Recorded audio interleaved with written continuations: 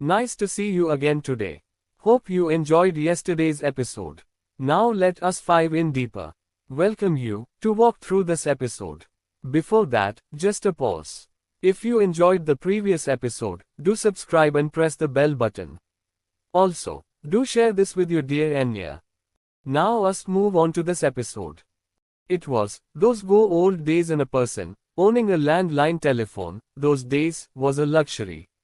There were no mobile phones then. People were more happy because the callers will not imagine that the person on the other end of the line is a telephone operator as it is nowadays. Many friends nowadays have become my foes for the self-same reason. I hardly pick up my phone as I will be in one room and the mobile phone in the other. I am mentioning this because there was a landline phone in my uncle's place, a rare exhibit of the elite. In case you wish to silence an adversary, just pick up the receiver of one of these phones and give a tight one on the head of the adversary, the person will black out. Such heavy ones were those receivers, not to mention the telephone itself. Today's people will add it to the list of weapons of mass destruction. So, this young man, I mean myself, which I was then, made my way to uncle's house to find it locked. A goodly neighbor, he had always been good to me, but only holds my brother Jerry's nose, with a pair of pliers, guided me to the only state-run hospital, where my uncle was admitted.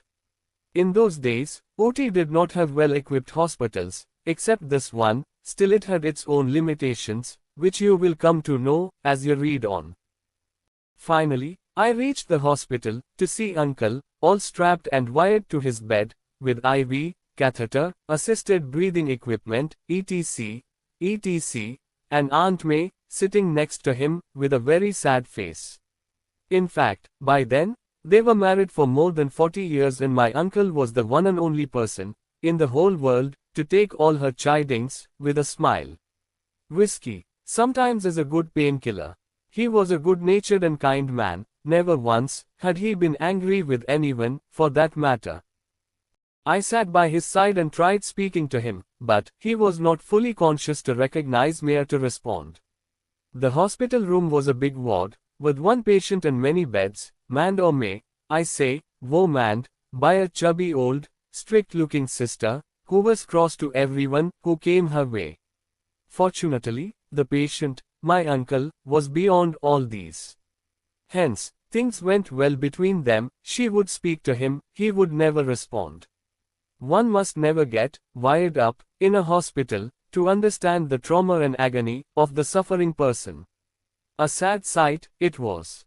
If it comes to visitors, I personally feel there shouldn't be any, for the good of the ailing person. Though the patient might be all wired up, still, he or she is able to comprehend what is going on around.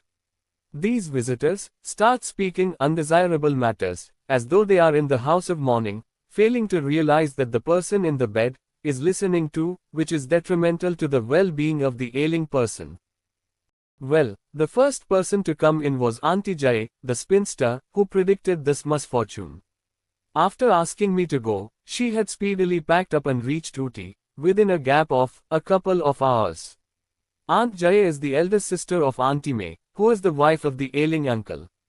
We boys used to call them by the name of the comic characters, Thompson and Thompson. They look, they dress, they hold their handbags, all in an identical manner.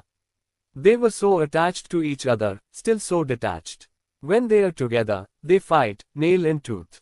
When someone else comes against either one of them, together, they finish the opponent. Still, both were extremely affectionate and caring towards us.